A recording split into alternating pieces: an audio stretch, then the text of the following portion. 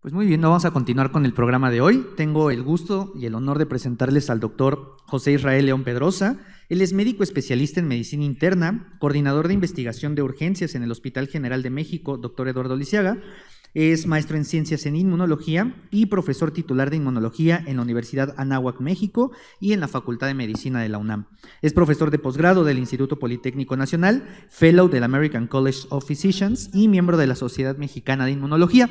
Ayer, hablando de inflamación, pues surgieron muchas preguntas sobre cómo regulamos la respuesta inflamatoria, etcétera. Entonces, justamente por ello, invitamos al doctor para que nos hable de estas terapias antiinflamatorias. Muchísimas gracias, doctor Israel, por estar con nosotros hoy. Pues muy buenos días. En primer lugar, agradezco muchísimo a los organizadores de este curso presimposio y a todos los que pues tienen la oportunidad de estar aquí presentes. Les agradezco que estén en este espacio. También pues mucho gusto en saludar a grandes amigos, maestros, personas que admiro muchísimo que están aquí en el podio y pues con quienes hemos compartido ya muchas vicisitudes, cosas buenas y cosas que aprender. Las terapias antiinflamatorias sin duda son un área de gran extensión. Voy a tratar de ser muy puntual en algunas de estas cuestiones para poder pues presentar cuáles son las cosas que hoy en día se sabe con respecto al tratamiento para la inflamación. No tengo ningún conflicto de interés con fines de esta plática y pues me gustaría empezar hablando de la inflamación aguda y crónica. No es lo mismo tratar la inflamación aguda que los procesos que generan cronicidad en estos procesos fisiológicos que son la inflamación. En primer lugar, lo primero que hay que decir es que la inflamación es fisiológica. La necesitamos para vivir, la necesitamos para repararnos, la necesitamos para responder a todo tipo de agentes lesivos. Pero cuando se cronifica es cuando puede empezar a tener también pues, aspectos patológicos que se reflejan en enfermedad. Entonces, ¿cuándo vamos a usar terapias antiinflamatorias? Cuando tenemos enfermedades crónicas que están asociadas a procesos de inflamación crónica de bajo grado o también se pueden usar en procesos de inflamación aguda. Hay una relación muy estrecha con el dolor. Los antiinflamatorios, como el dolor es un fenómeno inflamatorio, toda la liberación de citocinas o de moléculas nociceptivas están directamente relacionadas no solamente con el daño, sino también con mediadores inflamatorios, o sea, no solo directamente con los receptores nociceptivos, sino también con la liberación de moléculas que tienen ese potencial de estimular el sentido del dolor, ¿no? Están muy relacionados, inflamación y dolor. Entonces hemos tratado muchas veces el dolor con terapias antiinflamatorias y pues obviamente también viceversa, ¿no? La parte de inflamación que genera dolor es tratada con analgesia. Y entonces la inflamación aguda, que se caracteriza clínicamente con los signos cardinales que vemos en la pantalla, ¿no? Rubor, calor, edema, dolor, pérdida de la función, pues es un proceso en el cual se espera una respuesta antiinflamatoria pronta, ¿no? Para reparar el tejido. En cambio, la inflamación crónica, pues ya sucede en todos los procesos que se han estado discutiendo en este curso, como pues, la respuesta persistente, la destrucción tisular, las fibrosis, etc. Aquí en esta diapositiva están algunas de las causas más frecuentes de inflamación crónica y como pueden ver, en realidad son causas muy disímbolas y heterogéneas, tanto procesos infecciosos como procesos metabólicos, disbiosis, inactividad física y obesidad, pero también situaciones pues, bastante fisiológicas como la inmunosenescencia o alteraciones relacionadas con aspectos inclusive de origen pues, mixto o múltiple como la depresión, la ansiedad, el cáncer, el estrés psicológico. Entonces, la historia de los tratamientos para la inflamación es muy amplia, ¿no? Data de muchos siglos atrás. Lo primero que se empezó a estudiar, pues la corteza del sauce, ¿no? Poner ese saucecito que sabía ahí como medio amarguito, ¿no? Y entonces hacer el té y ver que las personas, sobre todo, por ejemplo, se empezó a estudiar ahí en personas que tienen malaria, ¿no? Disminuían este pico febril y se sentían un poquito mejor, no todas, pero algunos. Empezó a dar pie, ¿no? Para buscar en este árbol, ¿no? La salicina, o el ácido salicílico. En realidad el ácido salicílico se aisló pues desde el siglo XVII, ¿no?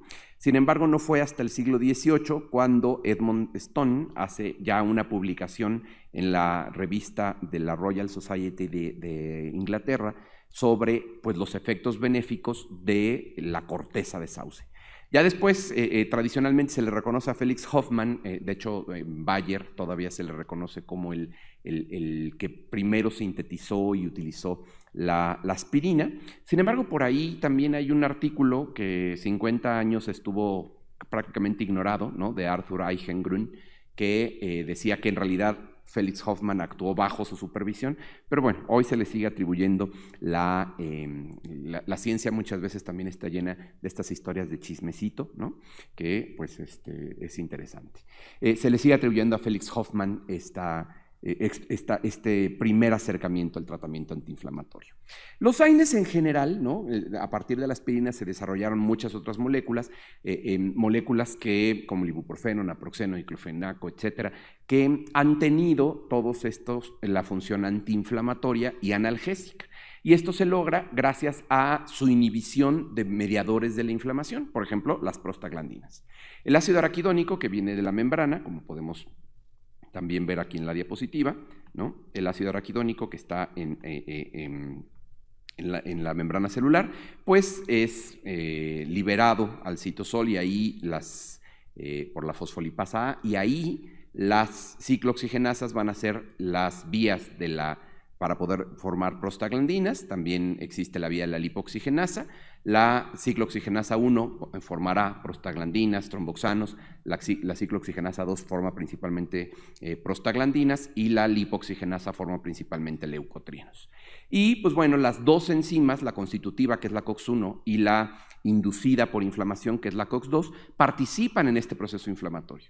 Y obviamente nosotros hemos aislado o hemos generado a lo largo de la historia farmacológica, pues terapias que pueden inhibir a la COX-1 y a la COX-2, que eso se llaman inhibidores no selectivos de la ciclooxigenasa o inhibidores selectivos de la ciclooxigenasa, ¿no?, como los COXIB. Esos solamente van a inhibir a la 2. Y entonces estos medicamentos que han sido no selectivos y algunos selectivos, se les han encontrado a lo largo de la investigación pues diferentes efectos, algunos más digamos benéficos que otros. Y en general aquí en esta diapositiva les muestro cuáles son, ¿no?, dentro de los diferentes tipos de antiinflamatorios no esteroideos. Más adelante hablaremos se hablará en otra plática de los esteroideos, pero aquí en los no esteroideos, ¿qué inhiben más, la COX-1 o la COX-2? Casi todos inhiben un poquito más a la COX-2. Obviamente los que son más selectivos para la COX-2 son los COXIB, ¿no?, Celecoxib, Etoricoxib, Rofecoxib. Rofecoxib ya no está en el mercado, y naproxeno y ibuprofeno inhiben inclusive un poquito más a la COX-1, pero la relación de inhibición es casi cercana a 1, ¿no? O sea, tanto inhiben a la COX-1 como a la COX-2. Sin embargo, empezaron a ver, ¿no?, algunas evidencias de que pudieran tener algunos de estos, dependiendo del poder que tengan de inhibir a la COX-1, pues también efectos adversos a nivel cardiovascular, disminuir la capacidad de la vasodilatación y traer a las personas que lo toman de manera crónica, pues efectos adversos. Y aquí en general, como pueden ver en esta curva de Kaplan-Meier, el riesgo de un evento cardiovascular por el consumo crónico de diferentes tipos de antiinflamatorios no esteroideos es principalmente, ¿no?, el riesgo mayor de todos se tiene con naproxeno, ¿no?, en segundo lugar ibuprofeno y en tercer lugar Celecoxib, ¿no? El que tiene más riesgo cardiovascular en este caso es el naproxeno. Pero no solamente el riesgo cardiovascular es el principal problema de estos medicamentos, también pues hay hemorragias gastrointestinales. Si se inhibe la ciclooxigenasa 1, se deja de producir una prostaglandina productora o protectora a nivel gástrico, y por lo tanto puede haber hemorragia gastrointestinal. Y también hay inhibición de tromboxano A2, ¿no?, que se produce con también del ácido araquidónico, y por lo tanto hay inhibición de la activación y de la agregación plaquetaria. Lo cual puede ser malo en el sentido de que una persona que esté tomando a lo mejor un AINE o particularmente aspirina, pues tiene mayor riesgo de sangrado si tiene algún traumatismo o se somete a una cirugía, pero por otro lado también se ha usado el lado bueno como beneficio de protección cardiovascular en personas con riesgo cardiovascular alto. También hay efectos renales, hay riesgos, ¿no?, de tener alteraciones a nivel de la perfusión renal, y como podemos ver, en general aquí la disminución o el bloqueo de la prostaglandina E2 y 2 disminuyen la capacidad del filtrado glomerular al aumentar el flujo de la arteriola eferente y no hacerlo tanto a nivel de la arteriola aferente, y por lo tanto esto va a generar que haya riesgo de lesión renal aguda, prerrenal, o que haya finalmente también necrosis tubular aguda de origen isquémico. Pero además de estos tratamientos, de estos efectos adversos que son muy conocidos ya por todas y todos, también otra de las cosas que me gustaría traer sobre la mesa es que no sé si siempre es buena idea o no sabemos, quizá, ¿no? Hay evidencia, digamos, que se está generando sobre si es siempre buena idea inducir una antiinflamación en las personas. Decíamos que la inflamación tiene una función fisiológica, sirve para algo, nos ayuda a mantenernos siendo como somos y a generar una memoria inmunológica. Y entonces controlar la inflamación probablemente no siempre sea buena idea, ¿no? Una respuesta inmune efectiva que genere memoria, que nos permita luchar contra los patógenos, requiere inflamación. La memoria requiere inflamación. Y la inflamación además también modula el dolor, es decir, permite que aparezca dolor cuando se necesita y permite que desaparezca cuando ya no se necesita. Voy a platicar un poquito sobre estos aspectos.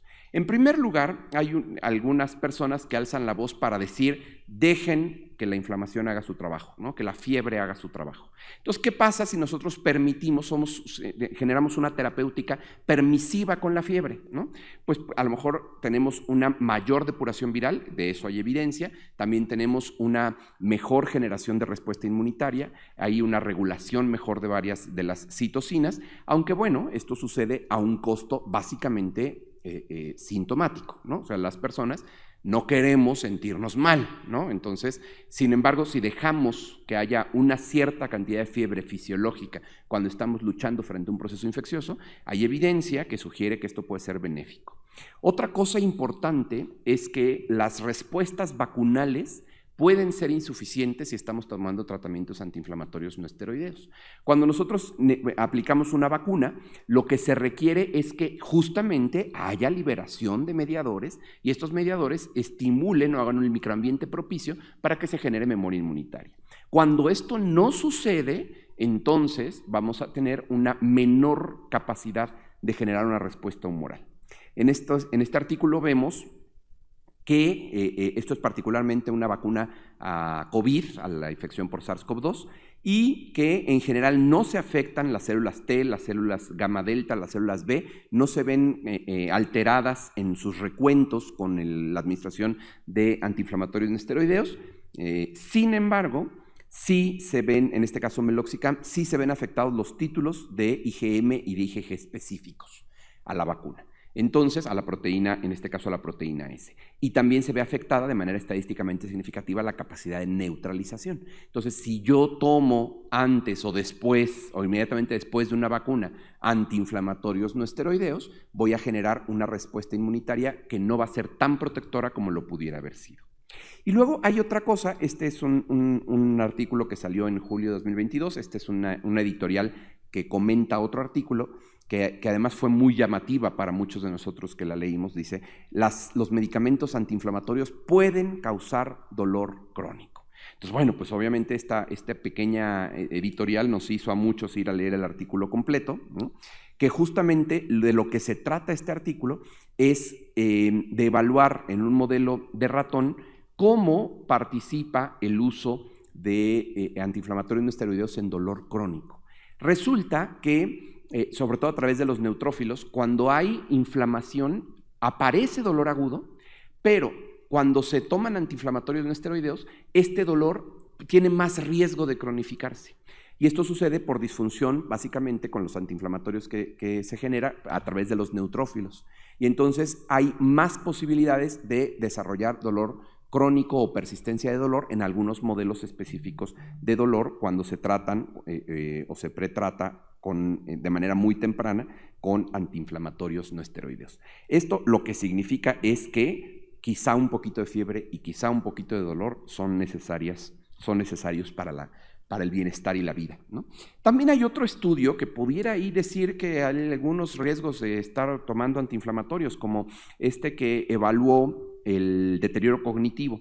El uso de aspirina actual aumenta el riesgo de manera estadísticamente significativa de hasta 1.77, ¿no?, de hazard ratio, de razón de riesgos proporcionales, o sea, aumenta 77% el riesgo de deterioro cognitivo. Pero aquí, como es un estudio observacional, podría tener un sesgo, ¿no? O sea, podría no ser el sesgo de que sea la causa, sino más bien que las personas que tienen más riesgo de deterioro cognitivo, a lo mejor de origen vascular, sean aquellos que toman más aspirina, ¿no? Entonces, bueno, hay una asociación que en esto no podemos decir que haya causalidad. Y donde sí hay también más evidencia es en la reparación ósea. Es decir, cuando tenemos una fractura, una lesión tendinosa y tomamos antiinflamatorios no esteroideos para manejo de la inflamación y del dolor, hay varios aspectos que evitan una adecuada cicatrización del hueso.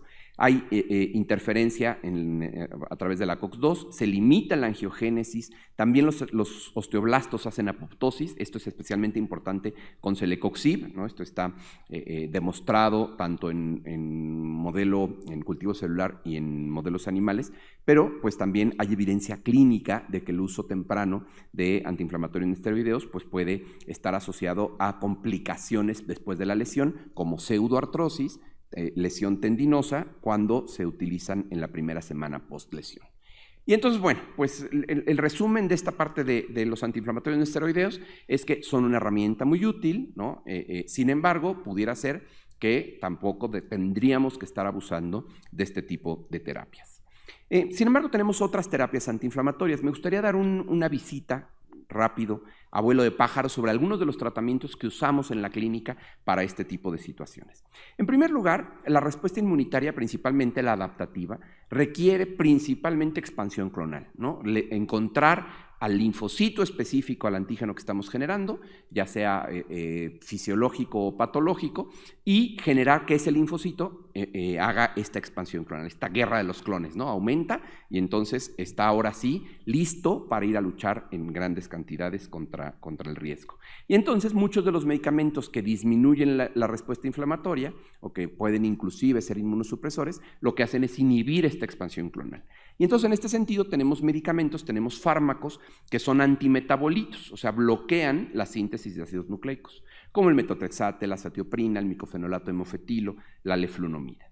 El metotrexate es un medicamento que funciona como antimetabolito y su función básicamente tiene que ver con la inhibición de la tetrahidrofolato reductasa.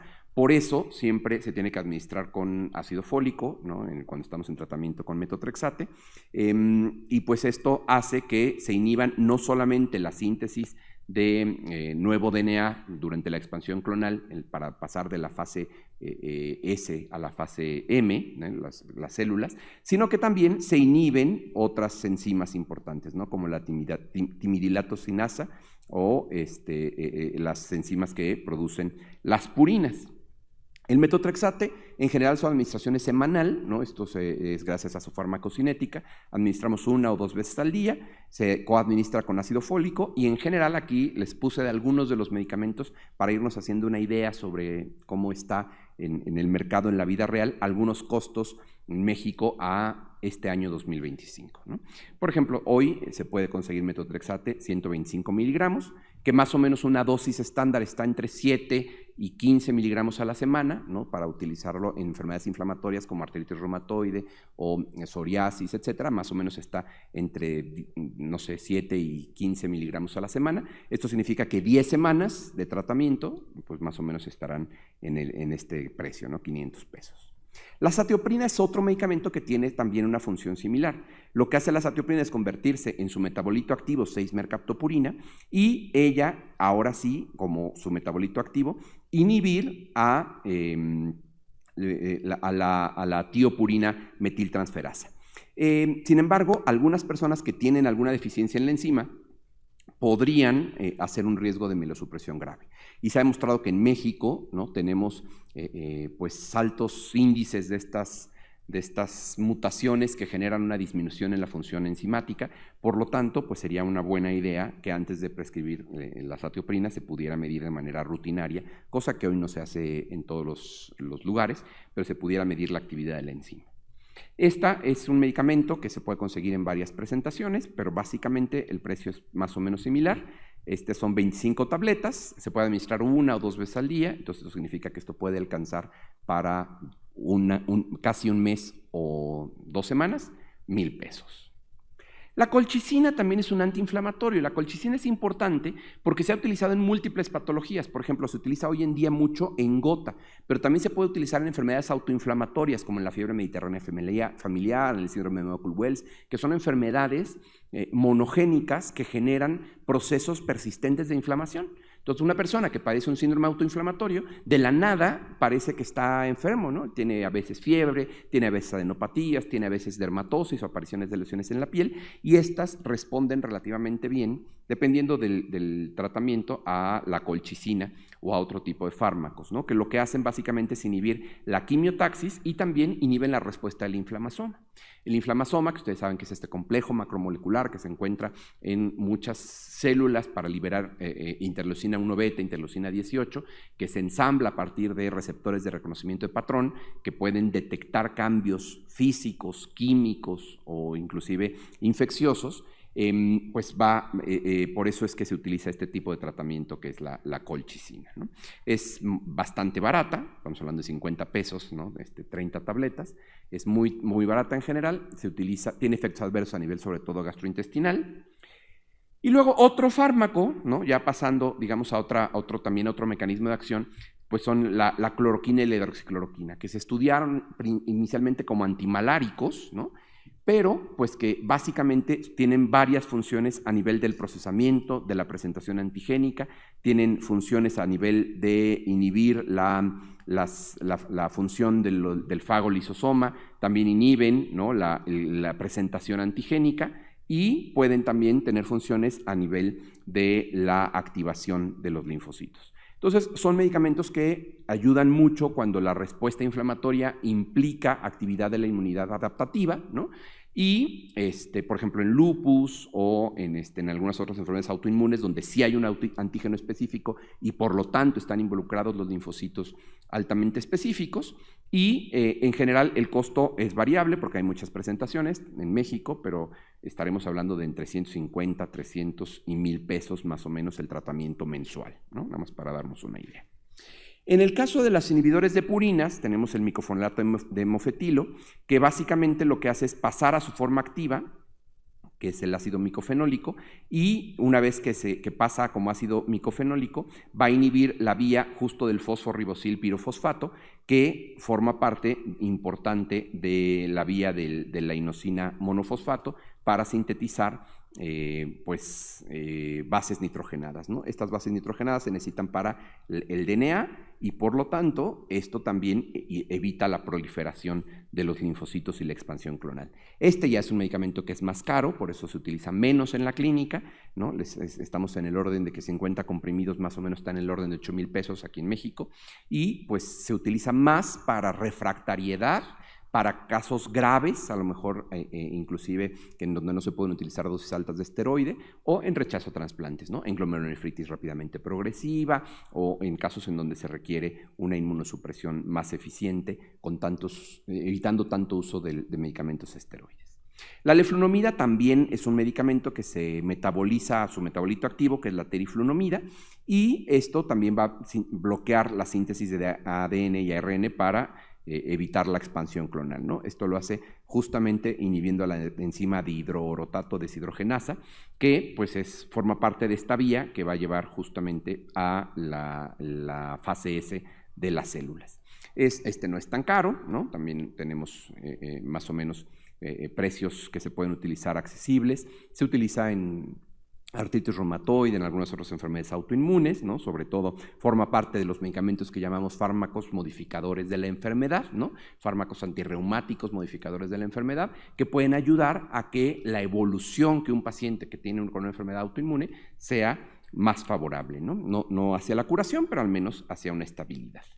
Y luego vamos a tener algunos medicamentos que también van a estar participando no en la expansión clonal, sino en la activación linfocitaria. Y aquí pues tenemos también una gama muy alta, que también nada más los vamos a pasar así a vuelo de pájaro. Ciclosporina, tacrolimus, los inhibidores de la Janus sinasa, ¿no? Como tofacitinib, baricitinib, etcétera. Los inhibidores de mTOR y de PDE4.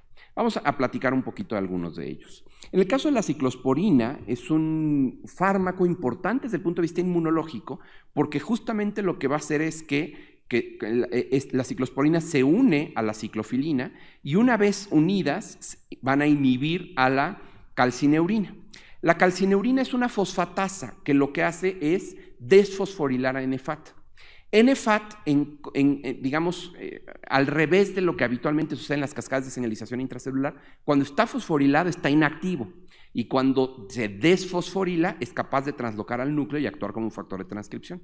Entonces lo que hace la calcineurina, el complejo, es inhibir la translocación de NFAT al núcleo y por lo tanto evita la transcripción de genes inflamatorios como por ejemplo de interleucina 2 o interferón gamma, ¿no? Ya este es un medicamento bastante más caro, ¿no? Se utiliza para varias enfermedades autoinmunes, artritis psoriásica, reumatoide, psoriasis, prevención de rechazo a trasplante, ya está en el orden de 10,000 pesos. En el caso de tacrolimus está también en el orden de 4,500 pesos, es un medicamento similar que funciona de manera similar a través de pues justamente inhibiendo, ¿no?, la vía también del NFAT.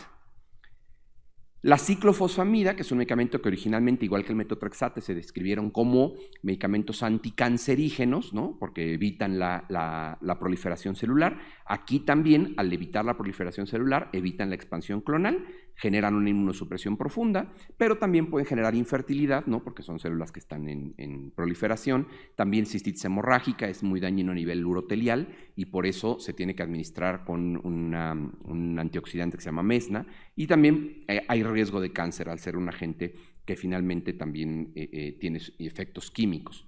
Y estos también, no solamente parece que la ciclofosfamida no solamente inhibe esta proliferación celular, sino parece que tiene otros efectos inmunológicos, ¿no? Por ejemplo, a través de la IDO, pues puede favorecer que aparezcan T reguladores, y también hay otros metabolitos activos, ¿no?, como 4-hidroxiciclofosfamida o fosforamida, mostaza fosforamida, que pueden también ayudar a tener algún efecto antiinflamatorio. En el caso de este último, fosforamida, pues también puede ser uno de los metabolitos causantes de la carcinogenicidad potencial que tiene el medicamento. Luego tenemos otros medicamentos que los que ya inhiben es la vía de señalización. Entonces, cuando un linfocito se activa, tiene que hacer una serie de cascadas de señalización intracelular para poderse activar. Y entonces, por ejemplo, uno de los que se utilizan hoy en día, nada más lo voy a mencionar como ejemplo, es el tofacitinib. Es un medicamento que lo que inhibe es a la Janus sinasa, a las JAK, específicamente JAK1, JAK3, y entonces esta inhibición hace que las cascadas de señalización de varias citocinas se vea afectada y por lo tanto no haya adecuada activación de muchos de los linfocitos. Y esto genera un mecanismo antiinflamatorio. Se utilizan algunas enfermedades inflamatorias crónicas como artritis reumatoide, pero también se ha visto que puede generar, por ejemplo, infecciones, ¿no?, infecciones virales que puedan ser más graves o se puedan controlar con mayor dificultad, como en el caso del herpes zóster. Y hay otros medicamentos, por ejemplo el fingolimod, que lo que hace es ser básicamente un análogo a la esfingosina, y como análogo de la esfingosina bloquea la salida de los linfocitos porque no permite que interactúen con el receptor de esfingosina no fosfato. Y entonces los linfocitos que están activándose, cuando el sitio de activación es en el ganglio, es ahí, se activaron ahí en la intimidad del ganglio después de los besos necesarios inmunológicos, ¿no?, de entre dendrítica y T o T y B, ¿no?, después de todos esos besos, tienen que salir a trabajar, ¿no? Y entonces eso se logra a través de la esfingosina no fosfato, es la llave que les permite salir del ganglio. Cuando el fingolimod evita esta salida, los linfocitos activados no pueden generar activación autoinmune a nivel periférico, y esto genera obviamente un fenómeno también antiinflamatorio. Este es un medicamento que ya es bastante más caro, ¿no? Estamos hablando de que el costo de este medicamento puede estar pues, en alrededor de los 70,000 pesos. Y luego ya tenemos algunos medicamentos muy específicos, ¿no?, que ya hasta se parecen un poco a terapias monoclonales que también se abordarán más adelante a lo largo de este curso, pero por ejemplo tenemos antagonista del receptor de interleucina 1, que es anakinra, que lo que hace es, digamos, ser justamente un análogo de interleucina 1, también se une al receptor de interleucina 1, pero al unirse al receptor no genera señalización inflamatoria, proinflamatoria. Entonces, básicamente, lo que sucede en este tipo de medicamentos es que disminuyen la inflamación. Se utilizan para enfermedades autoinflamatorias también, como las que decíamos, fiebre mediterránea familiar, etc. Pero en realidad su uso es bastante limitado en el día de hoy. Decíamos que en general también estos medicamentos pueden afectar una respuesta inmunitaria normal. Y entonces vean, para generar una respuesta inmunitaria protectora, necesito que haya presentación antigénica, ¿no? Es lo que decía hace ratito como los besos, ¿no? Que una célula dendrítica presente al T. Luego que el T activado interactúe con el B en una segunda sinapsis inmunológica o beso inmunológico. Y luego haya toda esta orquestación adecuada de coestimulación y de microambiente para que se genere una respuesta inmunitaria. Pero muchos de estos medicamentos que vimos evitan justamente la proliferación clonal. Entonces no vamos a permitir que esta persona tenga una respuesta inmunitaria eficiente. Aquí, por ejemplo, la proliferación de los T y los B, o inclusive T, CD4 y CD8, se ve afectada por cualquiera de los medicamentos antimetabolitos. Pero también, por ejemplo, tenemos medicamentos que pueden inhibir la coestimulación, como en el caso de la Abatacept. También hay medicamentos que pueden inhibir, que no evitan que se activa, pero evitan que salga del ganglio, como el tofacitinib o el fingolimod. Y entonces, pues, como terapias inflamatorias hay muchísimas, ¿no? Muchísimas, y no me gustaría detenerme en detallar como si fuera un tema farmacológico, pero sí me gustaría hablar de también qué puede estar pasando a futuro. Una de las cosas que están estudiando es infiltrar agentes de paz, ¿no? Cuando hay inflamación no regulada, es como si estuviéramos en una guerra interna. La guerra puede ser contra alguien, contra un virus, por ejemplo, persistente, virus de hepatitis B, virus de hepatitis C, VIH, que permanecen en el organismo y generan una inflamación persistente, o puede ser una guerra contra uno mismo, ¿no? Las moléculas, las células, cuando generan un daño al propio organismo, pues esto es lo que llamamos autoinmunidad, es un reconocimiento, en vez de atacar a lo extraño, atacan pues a los propios componentes del cuerpo, ¿no? Es como si hubiera corrupción adentro del cuerpo o cosas así, ¿no? O sea, las policías que nos deberían de defender de lo extraño atacan a las propias personas, ¿no? Y las están ahí extorsionando y decir, te voy a matar a ti, ¿no? En vez de atacar a los externos. Y entonces, ¿qué es lo que se puede hacer? Pues infiltrar agentes de paz, ¿no? Esta analogía de infiltrar agentes de paz la pensaba justamente a partir de George Reginald Starr, que fue, ¿no? Una persona que estuvo infiltrando personas no para continuar la guerra, sino para buscar, ¿no? Que se infiltrara la paz desde lugares, desde puestos de decisión clave, ¿no? Y quizá pueda funcionar. Y aquí la analogía tendría que ver con las T reguladoras, ¿no? Entonces ya existen algunos acercamientos terapéuticos en los últimos 5 o 10 años que han estado tratando de buscar cómo darle células T reguladoras a las personas que tienen inflamaciones crónicas para que las T reguladoras hagan su efecto regulador, que consiste en producir interleucina 10, secuestrar interleucina 2, promover que la activación de otras células no sea tan desmesurada, ¿no? O tan fuerte, y por lo tanto pues generar una respuesta antiinflamatoria. Esto se puede lograr de diferentes maneras, ¿no? Hay una posibilidad de tomar las propias células de las personas y expandirlas ex vivo y luego reinfundirlas, o sea, seleccionar las T reguladoras, expandirlas y reinfundirlas. También se pueden hacer otros escenarios. Quizá de las cosas que más se han pues propuesto es justamente hacer T reguladoras con ingeniería específica para que regulen lo que queremos que regulen y tampoco inmunosupriman cualquier cosa, sino que regulan específicamente lo que queremos que regule. Ya hay casos de personas que han recibido este tipo de tratamiento y se ha visto que inclusive, ¿no? En este caso hubo una infiltración de 100 millones de células reguladoras autólogas expandidas de esta manera ex vivo, y después de un año todavía se seguían observando que había este tema. Ahora, también otra cosa importante para regular la inflamación, otro punto crucial, tiene que ver con el microbioma.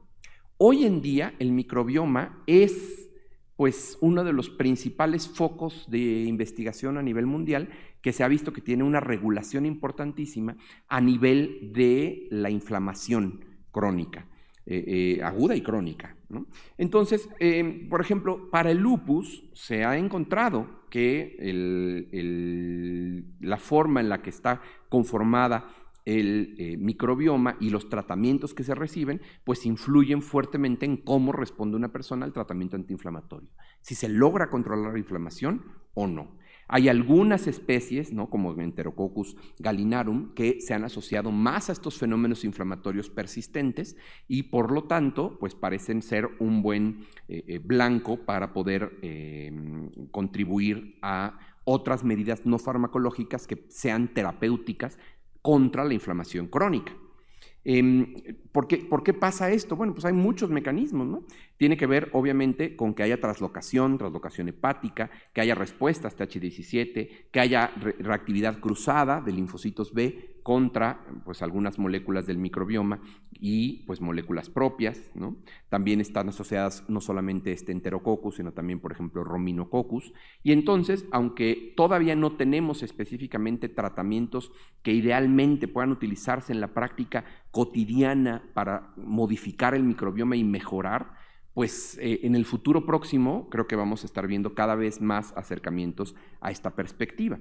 También el microbioma obviamente influye a través de diferentes escenarios, por ejemplo, a través del metabolismo del triptófano y hacia la quinurenina, y esto pues también va a generar un efecto que pueda favorecer la presencia de la autoinmunidad. En el caso del microbioma, pues se ha visto importantemente que ratones propensos a lupus, si este es un ratón propenso a lupus, cuando se hace una transferencia fecal a ratones estériles, el fenotipo de autoinmunidad se transfiere sin transferir ninguna otra cosa, sin transferir genética, sin cambiar nada en el ambiente, solamente haciendo la transferencia del microbioma de un ratón propenso a lupus, justamente pues por esta situación relacionada con algunas moléculas como la quinurenina, ¿no? Y pues esto ocasiona obviamente que este ratón, pues cuando tienen dietas altas en triptófano, se exacerba la enfermedad. Pero no solamente es la dieta, todos los hábitos también tienen una capacidad inflamatoria o antiinflamatoria, ¿no? Inclusive se ha desarrollado un índice inflamatorio de la dieta, ¿no? Se puede más o menos evaluar qué tipo de alimentos estás tomando y se puede identificar qué tanto potencial proinflamatorio puede tener esta alimentación. Entonces, cuando nosotros tenemos una dieta baja en fibra y con mucha grasa, aumenta Rhominococcus, que decíamos que es una especie asociada a la autoinflamación, a la autoinmunidad, y en el caso del ejercicio disminuye este tipo de afectación. ¿Qué pasa en México? En México tenemos una excelente dieta, podríamos decir que es una dieta antiinflamatoria, ¿no? Tenemos muchas frutas, muchas verduras, mucha fibra, ¿no? Muchas cosas naturales, etcétera. Aquí en esta imagen solamente les quiero llamar la atención sobre probablemente uno de nuestros dos grandes pecados, ¿no? Uno de nuestros grandes pecados es ir migrando de esta dieta que es altamente antiinflamatoria, irla migrando a alimentos ultraprocesados. Ese es un gran pecado, ¿no? Aquí en esta fotografía que hizo un fotógrafo, Peter Menzel, que viajó por el mundo y publicó fotografías de lo que come una familia en una semana. Y entonces, pues pueden ver que en general es una excelente dieta, ¿no? Esta justamente agarró una familia que no tomaba muchos ultraprocesados, pero pues ahí en la parte de atrás de la foto se puede ver el gran pecado, ¿no? Inflamatorio también, ¿no? Que genera obesidad, inflamación crónica, etc. También, pues, los edulcorantes artificiales modifican el microbioma, entonces una de las cosas fundamentales que se tendría que estar haciendo en el abordaje de las personas, pues, es evitar este tipo de cosas, ¿no? El ejercicio es antiinflamatorio, esto es indudable, pero el ejercicio crónico. Como pueden ver, en una etapa aguda libera antiinterleucina 6, pero cuando hacemos ejercicio de manera cotidiana, esto va a aumentar el antagonista del receptor de interleucina 1, aumentar interleucina 10 y pues esto puede mejorar en el mediano o largo plazo pues muchas de las actividades inflamatorias persistentes. Me gustaría abordar un par de cositas con respecto a un modelo de inflamación crónica que es la enfermedad cardiovascular, que es una inflamación crónica de bajo grado persistente que se asocia pues, a infarto agudo de miocardio, enfermedad coronaria, enfermedad cerebrovascular, enfermedad isquémica de extremidades, ¿no? Etcétera. Y, por ejemplo, hay estudios que con colchicina se logra disminuir el riesgo de eventos cardiovasculares a una tercera parte del riesgo que tiene una persona que no toma colchicina, por ejemplo, reduce el riesgo cardiovascular. Este fue el primer estudio. Luego salió otro estudio más grande con 5,000 pacientes, en donde también se logró disminuir de una manera no tan importante desde el punto de vista numérico, pero pues significativo, ¿no?, desde el punto de vista estadístico y clínico, el riesgo de eventos de coronarios o de infarto. También el metotrexate, ¿no?, se ha utilizado como un medicamento, pero por ejemplo, no ha logrado disminuir riesgo cardiovascular en algunos estudios que se han hecho, excepto en personas que sí tienen otro tipo de inflamación agregada a la inflamación crónica propia de la enfermedad metabólica. Y pues bueno, este último escenario lo pongo como uno de los ejemplos de que las terapias antiinflamatorias no van a estar limitadas, ¿no?, a las enfermedades autoinflamatorias o autoinmunes, tampoco a los eventos agudos, ¿no?, como manejo de dolor, sino que en realidad las terapias que pueden modular la respuesta inmunológica en el mediano o largo plazo, pues van a ser fundamentales, están siendo y van a ser aún fundamentales en todas las áreas de la atención a la salud. Bueno, yo aquí voy a terminar la plática también por aras del tiempo y para que podamos tener algún momento de interacción si es que hay preguntas. Y también, bueno, aquí dejo mis datos para cualquier otra cosa en lo sucesivo.